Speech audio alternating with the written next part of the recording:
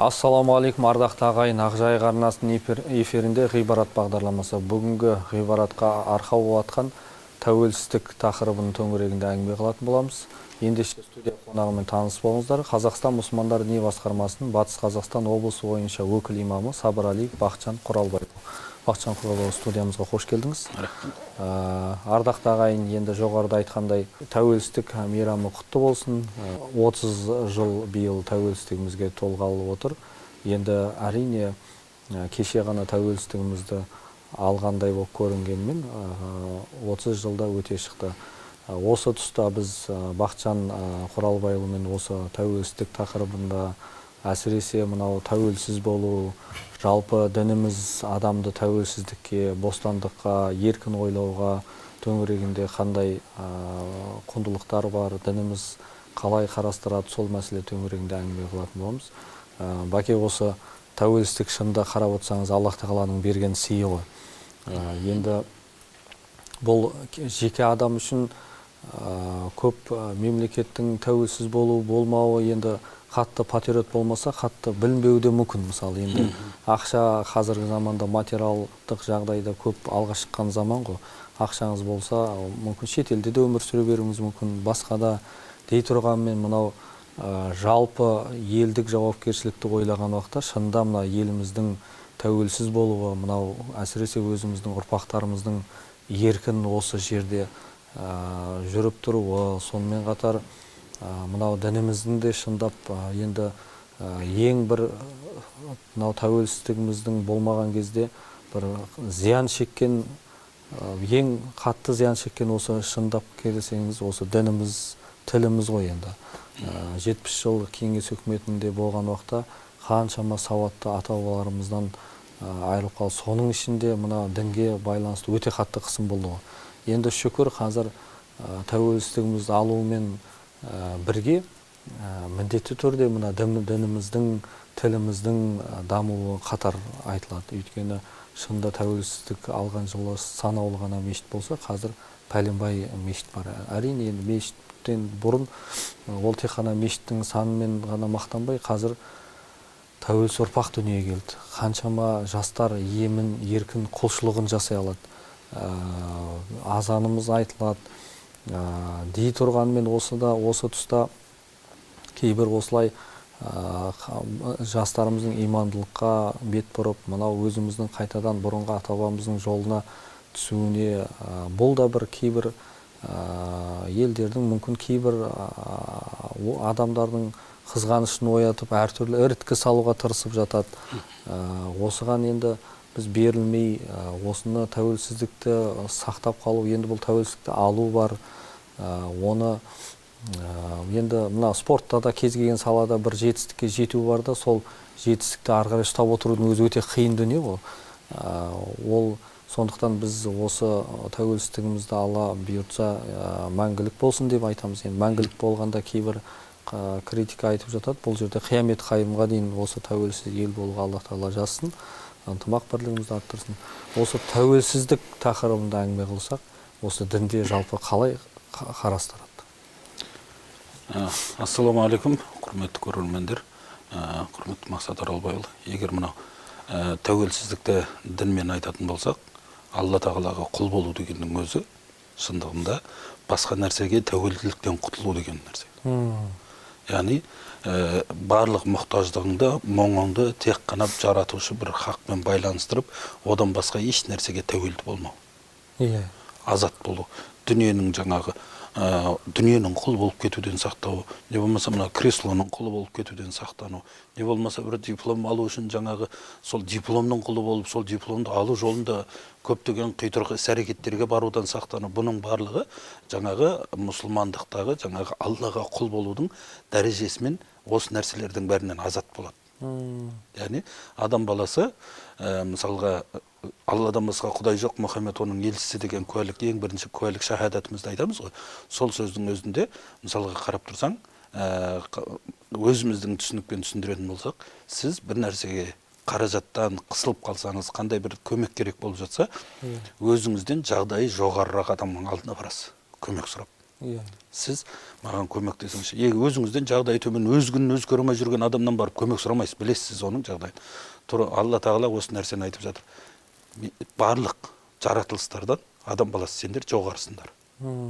Сендер мұқтаж болсаңдар менің алдыма келіңдер. Яғни өзіңнен жоғары болған жаратушыңа кел. Өзіңнен төмен болған нәрселерден сұрамай еш нәрсе. Яғни барлық жаратылыс сенен төмен, адам баласынан төмен. Демек, сен өзіңнің керегіңді тек Алладан сұра. Одан өзіңнен төмен болған нәрсеге мұқтаж болма. Оған күніңді қаратпа деген жаңағы үлгіде қағида ең бірінші Алла тағала осымен тәрбиелеп бастайды. Міне ең үлкен тәуелсіздік осы нәрсе. Яғни барлық нәрсеге құл болудан құтылу. Ол тек қана бір жаңа мемлекетіміздің басқа бір мемлекетке тәуелді болуы, не болмаса адамның өзі басқа бір адамға тәуелді болу. Қарапайым қазақтың мақалымен бастасақ, отан отбасынан басталады дейді. Енді осы отбасын алайықшы. Осы отбасы біреуде пәтер жалдап тұрып жатсыз.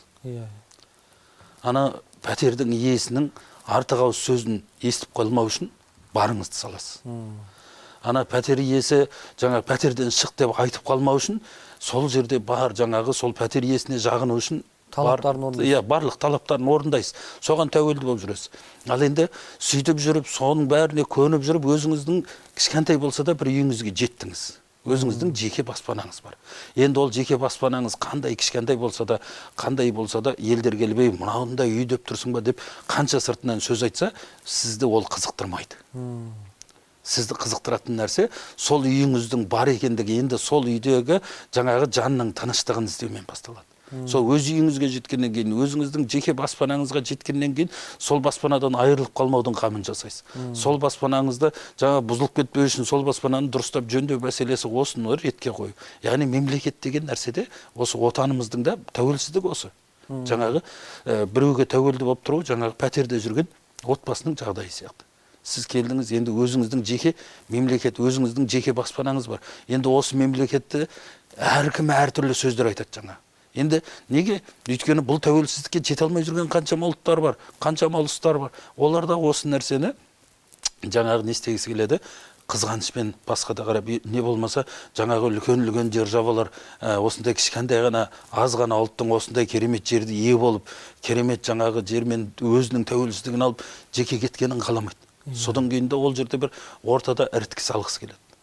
Мейлі ол кім қандай десе ондай десін. Жаңағы жекеменшік үйің болған адамға жаңағы үйіңді қанша жамандап жатса да сен ол үйіңді шынында да жаман екен деп жаңағы біреудің үйіне барып кіріп алмайсың. Өз үйіңнің сол қандай жаман болса да жаңағы кең сарайдай боз үйім деп барып керілген кезде жиреншенің аяғы сыртқа шығып қалған сияқты жаңағы сенің өзіңнің мемлекетің, ол мемлекетің тәуелсізсің сен. Яғни сыртқа шықсаң, басқа елге барсаң, мен мына елдің азаматымын деп көрсететін қолында құжатың бар.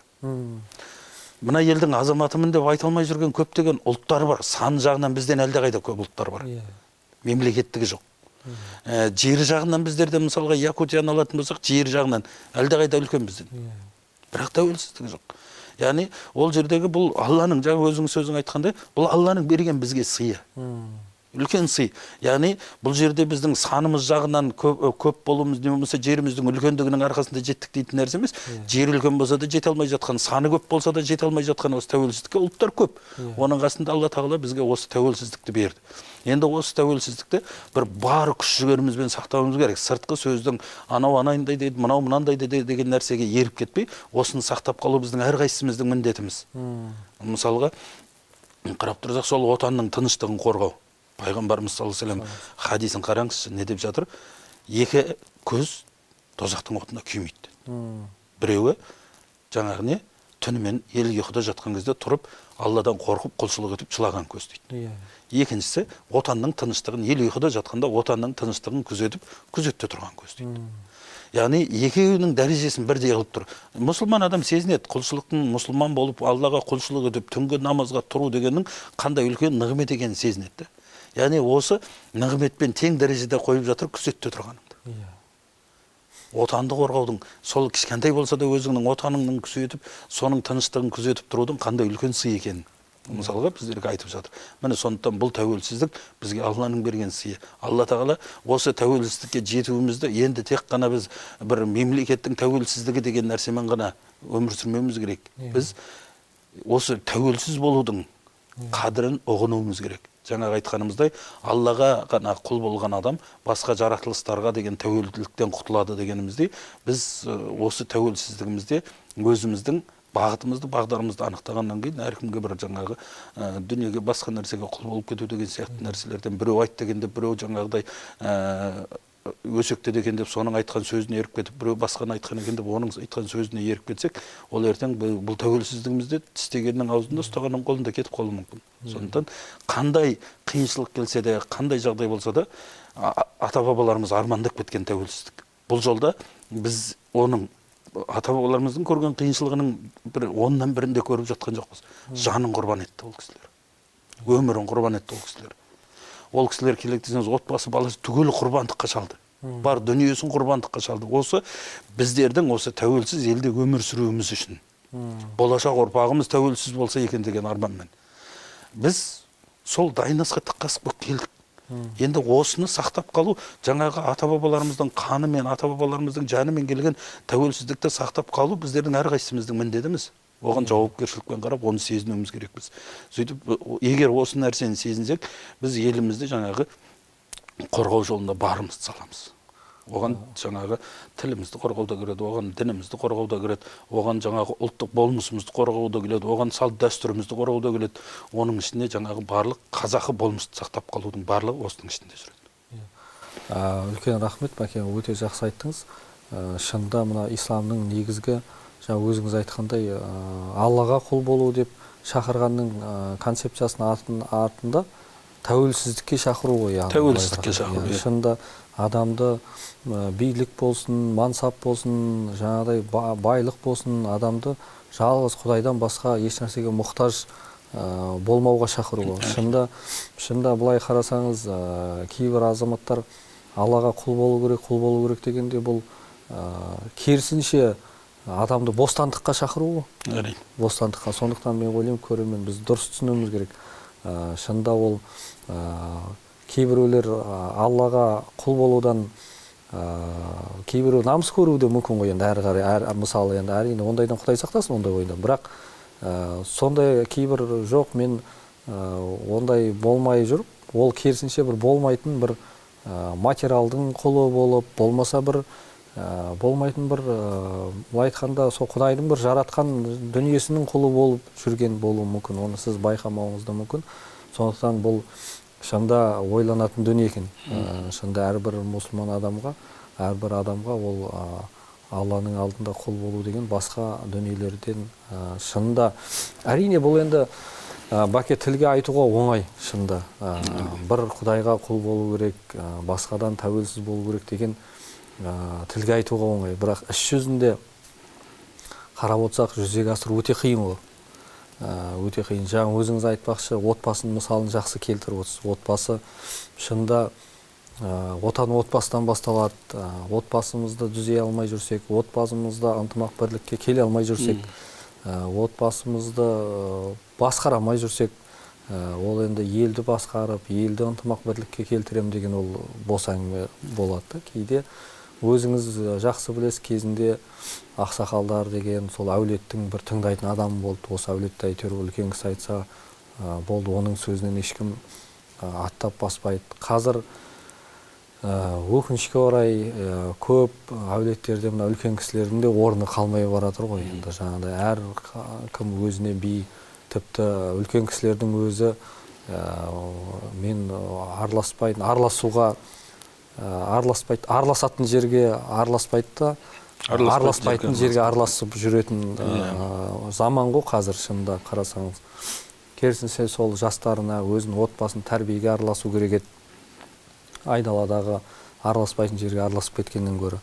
Сондықтан осы жерде сұрағым келіп отыр да, Бәке, мынау біз ислам діні өзі әр нәрсенің бір өлшемін дейміз ба, бір жауапкершілігін белгілеген ғой. Мысалы, баланың ата-анасының алдындағы міндеті, ата-ананың отбасының, бала-шағасының алдындағы міндеті, еркектің әйелінің алдындағы бір міндеті.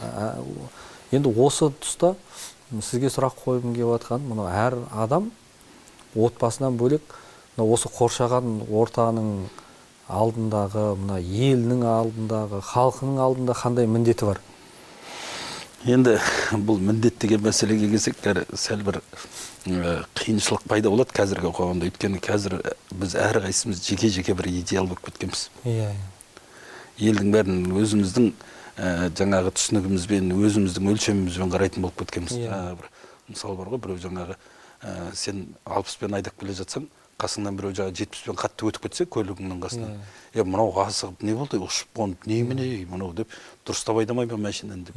Не болмаса жаңағы сен 60-пен келе жатқан кезінде біреу 50-мен келе жатса, ана жол бермей келе жатса, мынау бір тұрбаңда бір өгіз сияқты жүре алмай, елдің бәрі сен сияқты айдау керек те. Біз қазір сондай идеал боламыз. Или болмаса сен 50-мен жүріп келе жатсаң, біреу жаңағы 40-пен келе жатса, ол да 50-мен айдау керек сен сияқты. Осындай бір құлшылық жасап жатса, намазға келіп, мешітке келіп жаңағыдай не біреу ерте намазын тез оқып қойса, мынау асығып, не намаз оқыды ма, өтірік бірдеңе істеді ма дейміз. Біреу ұзақтап оқыса, неғып өтірік тақуа болады дейміз. Яғни намазды да жаңағы сен сияқты құлшылық жасау. Біз сондай болып қалғанбыз да. Бір Алматыда бір кітап дүкені бар еді. Сол дүкенге барып, бір күні қарасам, жаңағы мұсылман еркектің әйелінің алдындағы міндеттері, мұсылман әйелдің күйеуінің алдындағы міндеттері деген екі кітап әкеліп қойған екен сатуға. Сосын алдында мұсылман еркектің әйелінің алдында міндеттері деген кітапты беріңізші дедім да. Сөйтсем жаңа кітап сатып отырған аға деп бетіме қарап күледі да, бірінші адам сіз дейді. Неге десем, жаңа мұсылман еркектің әйелінің алдындағы міндеттері деген кітапты алған дейді да. Не өтпей жатыр ма кітап десем, жоқ дейді. Әйел адамдар келсе дейді, мұсылман еркектің әйелінің алдындағы міндеттері деген кітапты алады дейді. Еркек келсе мұсылман әйелдің күйеуінің алдындағы міндеттері деген кітапты алады дейді. Яғни біз қазіргі қоғамға қарасақ бәріміз біреуді түзетуге жүрміз да. Біреуді түзеткіміз келіп жүр. Әйелімізді, баламызды түзеткіміз келеді. Әйелі болса күйеуін түзеткіміз келеді жаңағы. Не болмаса жаңағы көршімізді түзеткіміз келіп жүреді. Не болмаса жаңағы туысымызды, достарымызды, ата-анамызға дейін дұрыстағымыз келіп тұрады да біздің. Өзіміз дұрысталуға деген мән бермейміз. Яғни бұл жердегі жаңағы бір-бірімізге деген жауапкершіліктің ең үлкені адам баласы сен ананың алдында қандай міндеттерің бар, соны сезіну. Отанның алдында қандай міндеттерің бар. Ата-анаңның алдында қандай міндеттерің бар, бала-шағаңның алдында қандай міндеттерің бар, әйеліңнің алдында қандай міндеттерің бар, көршіңнің алдында қандай міндеттерің бар. Осы нәрсені сен өзіңнің бойыңнан іздеу керек. Мен ана көршім менің алдымдағы міндетін орындамады деген шаруа емес. Сен Алла тағаланың алдында әрқайсымыз барған кезде өзіміздің істеген істеріміз үшін сұраламыз. Ана көршіміздің ісі не болмаса жаңағы әйеліміздің, әкеміздің ісін сұралмаймыз, өзіміздің ісіміз үшін. Яғни өзімізді дұрыстаудан басталу керек. Алла тағала Құранда да сондықтан айтып жатыр, қандай бір қауым өзін өзі өзгертпейінше, біз оларды өзгертпейміз дейді. Яғни осы міндет деген нәрсеге келген кезде ең үлкен міндет қазіргі қоғамдағы біз өзімізді өзгерту міндеті тұр да. Өзіміздің басқаның алдындағы міндетімізді сезіну мәселесі тұр. Осыны қолға алуымыз керек. Біз қазір іздесек әркімді ана таба береміз. Ананың менің алдымдағы мынандай міндеті бар, мынаның менің алдымда мынандай міндеті бар деп жаңағы елдің бәрін бізге міндетті сияқты көріп қалғанбыз да. Сондықтан бұл міндетті жаңағы кім сен отан алдындағы міндетің не? Ол отаныңның тәуелсіздігі үшін еңбек етуің. Қарапайым қарап тұрсаңыз, кешегі мына жұманың уағызында да айттық, ескертіп халыққа қарапайым ғана жаңағы не? Жұмыс жоқ деп үйде жатыр. 60 мың, 70 мың, 80 мыңның жұмыстары көп қазір.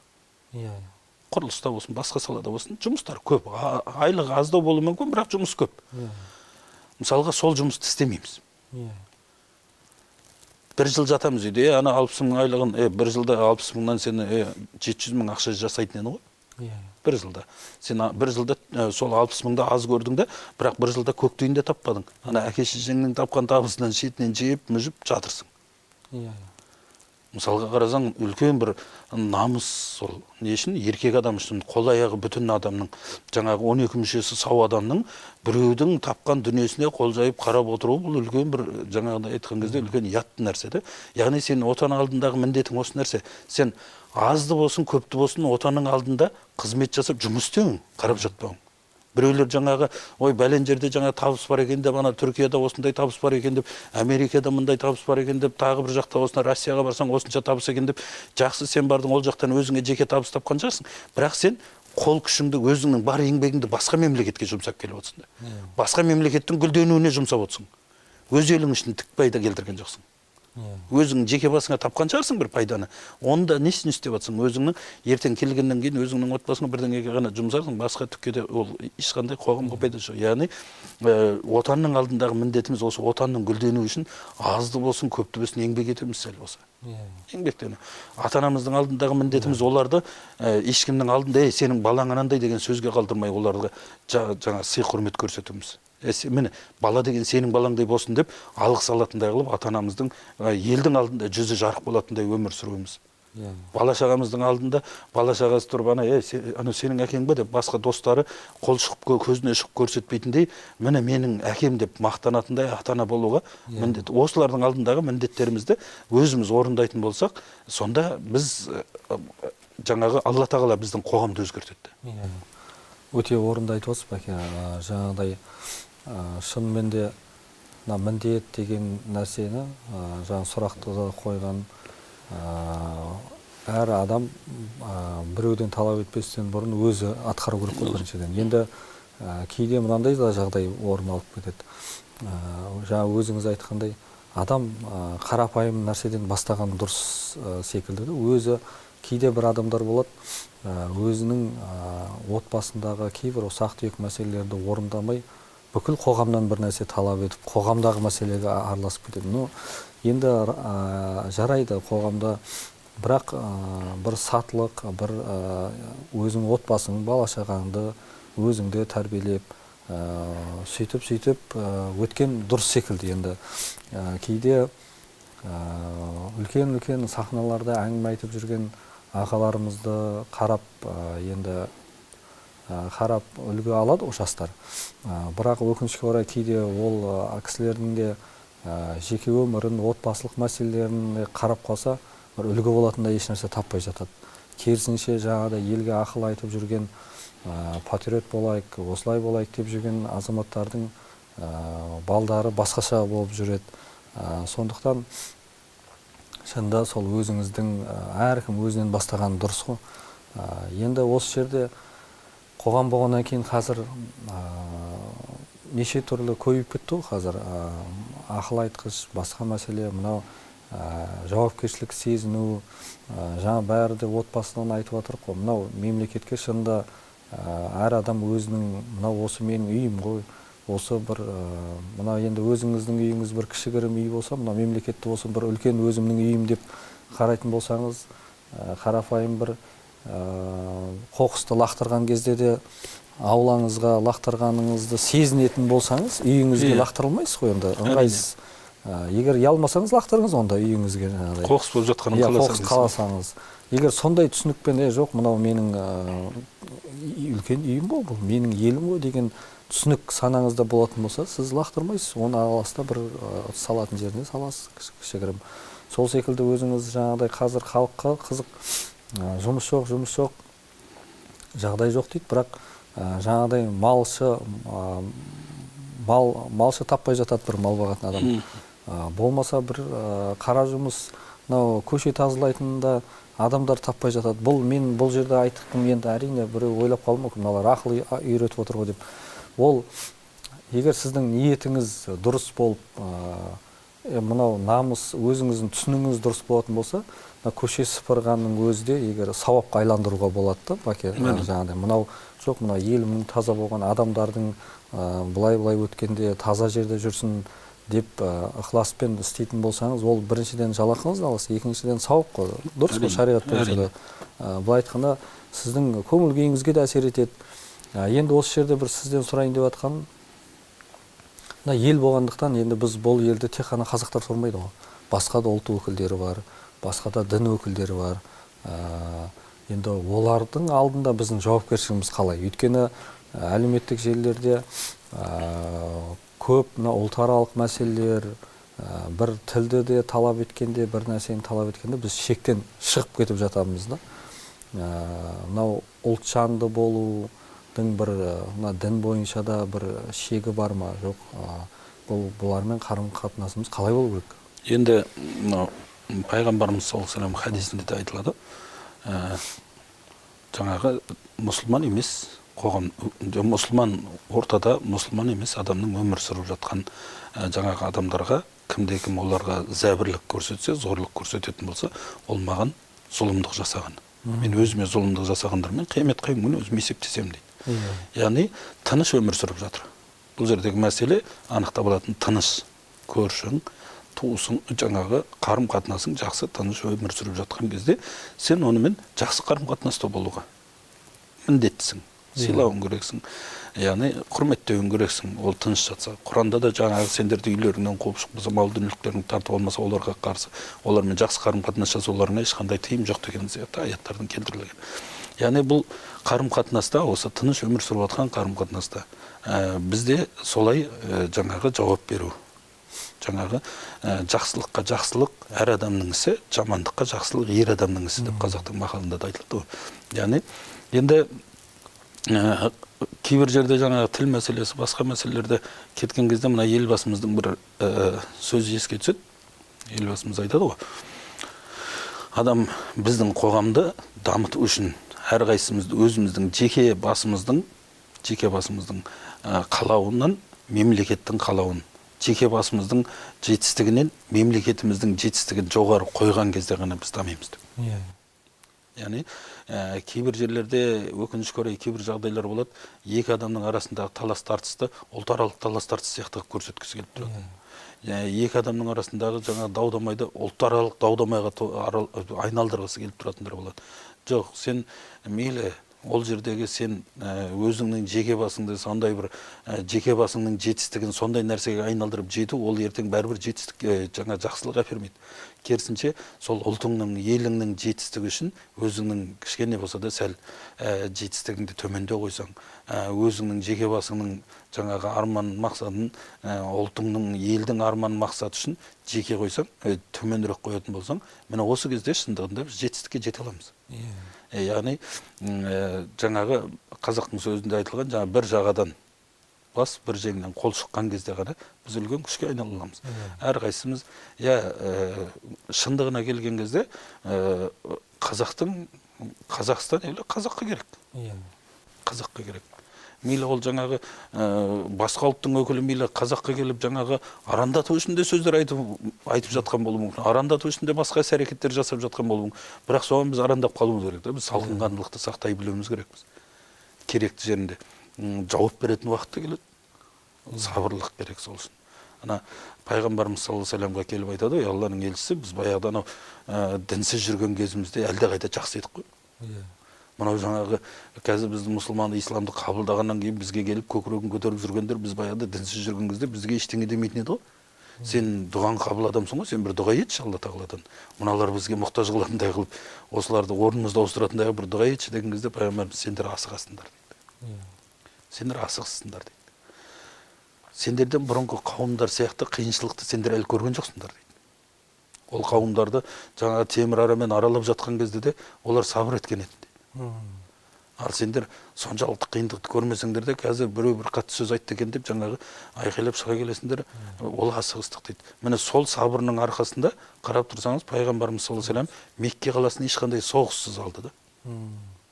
Мекке қаласын сол Меккеден кезіндегі қуып жібергендер жаңағы не, сен біздің дінімізге зұлымдық жасап жатсың, сен біздің жаңағы ата-бабаларымыздың ұстанған дінін жоққа шығарушысың деп сол Меккеден қуып жібергендер 10 жылдан кейін, 8 жылдан кейін ақ құшақ жайып қарсы алып жаңағы Меккеде төрге шығарды. Яғни сәл ғана сабыр етудің арқасында жеткен 8 жылда сол жетістікке, сол нәтижеге жетті. Мысалы, сол сияқты кейбір кездерде жаңағыдай сабырлы болудың да бір нәтижесі бар. Бірақ сабырлық деген ездікке алып кетпеу керек. Яғни кейде жаңағы бір нәрсе болады ғой, ана жерде бір қазақтың қызына біреу жаңағы зорлық, зомбылық жасап жатса, қой мен сабырлы болуым керек деп қарап тұру, бұл ездік деп айтылады. Ол сабырлық емес. Сол сияқты жаңағы сабырлы болу керекпіз, бірақ сабырлық деген ездік деңгейге түсіп кетпеу керек. Өлшемін білу керек. Өлшемін білу керек біз. Өте орынды айтасыз, Майке. Шынында әр нәрсенің өлшемін біліп, ұстамдылықпен, парасаттылықпен айдау арбауға ермей, шынында кейін енді сіздер шынында мешітте имам болғандықтан үлкен жауапкершілік бар.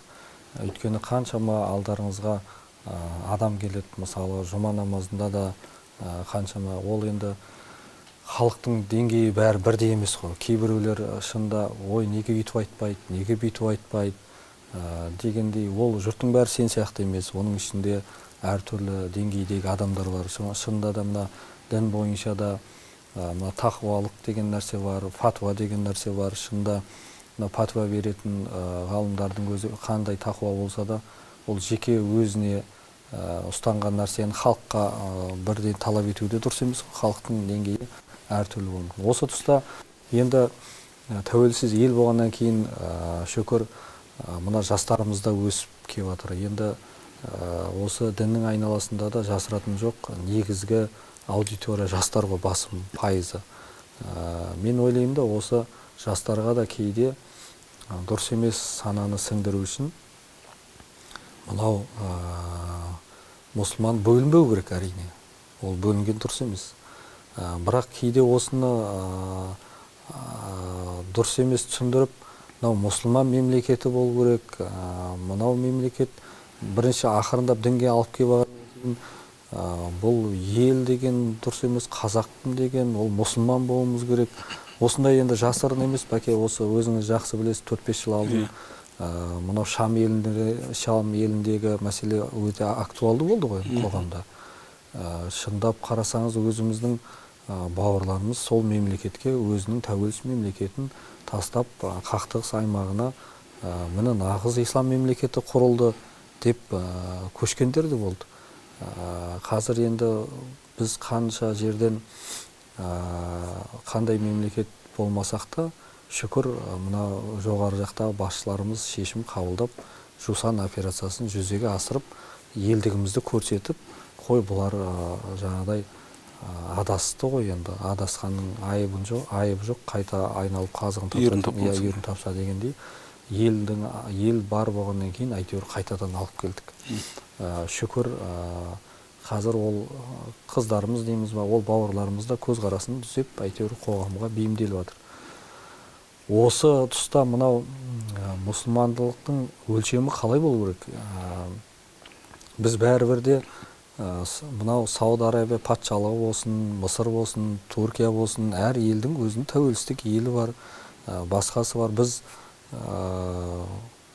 мұсылман тек қана бір елде болу керек, басқадан осындай бір дұрыс емес идеология бар да, осы тұста өзіңіздің пікіріңізді айтсаңыз, ол жастармен қандай осыған бір жастарға бір дұрыс түсінік қалыптастыру керек секілді.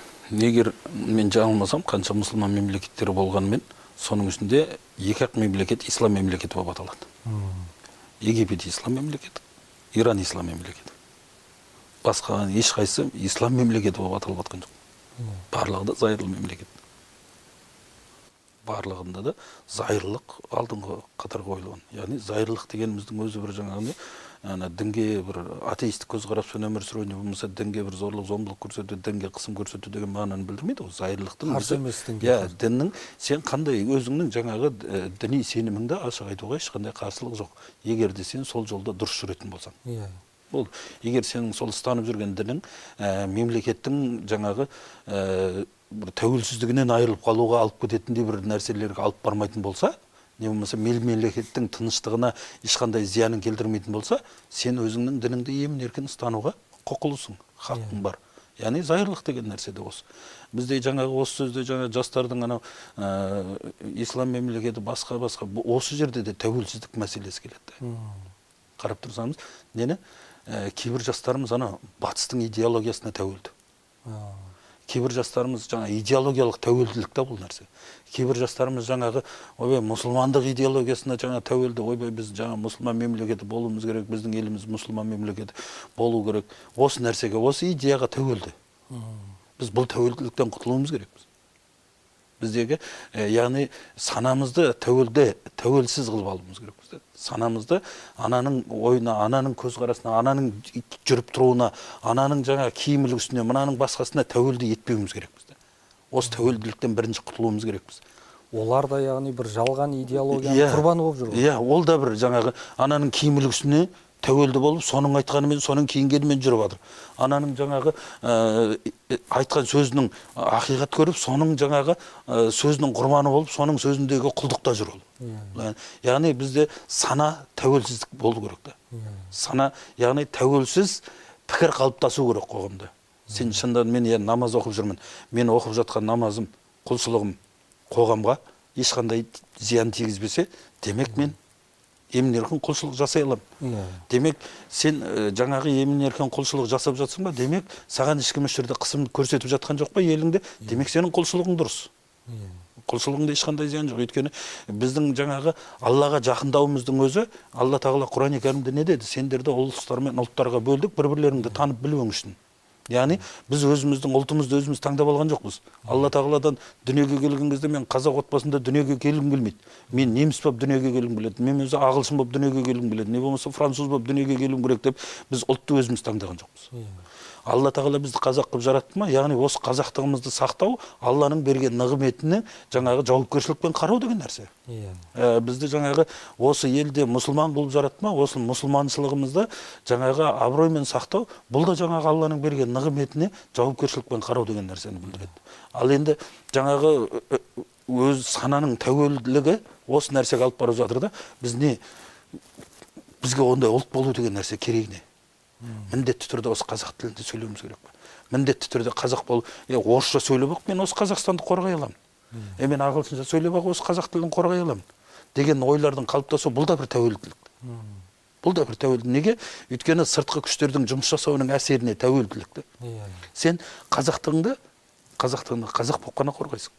Сен жаңағы Алла тағала бір-бірлерін тану үшін, білу үшін ұлттар мен ұлыстарға бөлдік десе, сен қазақты қайтып танытасың. Қазақты әр нәрсеге бір еліктегі ұлт екен деп танытасың ба? Жоқ, қазақтың қазақы болмысын көрсету арқылы таныта аласың ба? Жаңағы қазақты ораза ұстаумен таныта алмайсың, өйткені мұсылман мемлекетінің бәрі де ораза ұстайды. Қазақты намаз оқумен таныта алмайсың, өйткені мұсылман мемлекетінің бәрі намазын оқып отыр. Яғни қазақтылықты танытатын бұл сенің қазақы болмысың. Ол не? Сенің қонақжайлығың. Ол не? Сенің жаңа кеңпейілділігің. Ол не? Сенің дархандығың. Ол жаңағы қазақылығың деген нәрсені сенің жаңағы қандай қиындық көрсең де жаңағы ешкімнің алдында иіліп тұрмай тік тұрып кете беруің. Яғни жаңағы құрыштай берік болуың. Сенің қазақтығың деген нәрсе осы нәрсені осы болмыс сенің санаңа сіңбейінше, сен әлі де болса әрбір идеологияның тәуелді бір жаңағы соған тәуелді болып, соның артында өмір сүріп жатсың. Сол идеологияны насихаттау жолында өмір сүріп жатсың. Яғни мұсылмандықтың өзі де жаңағы сөзіміздің басында айтқандай, сені болмысыңды, жаңағы осы қазақы болмысыңды, қазақы түсініктегі ислам ол қандай нәрсе екенін әлемге танытып көрсету. Міне осы нәрсе, міне шынайы тәуелсіздік деген осы нәрсе. Үлкен рахмет, Мәке, шында жақсы айттыңыз. Кейде мына өзімізге жауып көрсететін де дүниелер болады. Өзіңіз айтпақшы, бір отбасыда сол отбасыдан артық отбасы мүшелеріне жаны ашымайды ғой шынында. Ол кейде ұрсып айтса да жаны ашығандықтан. Мынау кейде өзіміздің Қазақстан мұсылмандар діни басқармасы бар, соның ғұламалар кеңесі бар. Өзіміздің де былай айтқанда шүкір қалыптасқан, оқыған білімді азаматтарымыз бар. Осы елге пәтуасын айтып отырған, мынау дұрыс, мынау теріс деп айтып отқан, ай даладан іздеп мына елдің адамын бір дұшпандай көру, ол енді ақымақтық шынында. Өзіміздің кейде қауіпсіздігімізді қамтамасыз етіп жүрген қаншама азаматтар бар. Мысалы, жаңа пайғамбар саллаллаху алейхи айтқандай, осы елді таңертең кешке шейін күзетіп, тыныштығын күзетіп, ішкі сыртқы енді жаудың түрі көп қой, енді Құдай сақтасын. Соның бәрін әйтеуір сол бір жалақыға қарап, соның бәрін күзетіп, оларды да бір дұшпандай көріп, былай айтқанда, сөйтіп сол бұлардың бәрі өзіңіз жақсы айтасыз, дұрыс емес идеологияның басқа бір идеологияға тәуелді болып қалудың арқасында. Сондықтан шында өзімізді қадірімізді білуіміз керек. Өзіміздің жанымыз ашылмаса, ол сырттан бізге бір жақсы жан ашиды деген қиын дүние. Сондықтан үлкен рахметімізді айтамыз Бақытжан Қорғабайұлы. Енді сіздер тарапынан да үлкен жұмыстар жасалынып жатыр. Әрине бұны көз ашық адам көріп жүр деп ойлаймын. Сондықтан мынау тәуелсіздігіміз баянды болсын, істеріңізге Аллах тағала жеңілдік берсін, сәттілік берсін. Ардақты ағайын, бізге берілген уақыт осымен мәресіне жетті. Мына тәуелсіздік мейрамымен шын жүректен сіздерді құттықтаймын. Баршамыз осы тәуелсіздіктің қадірін білуге Аллах тағала бізге жазсын. Жаңағыда имам айтқандай, әрқайсымыз өзімізден бастауымыз керек деп есептеймін. Шынайы өмірімізде ғибарат істеріміз көп болсын.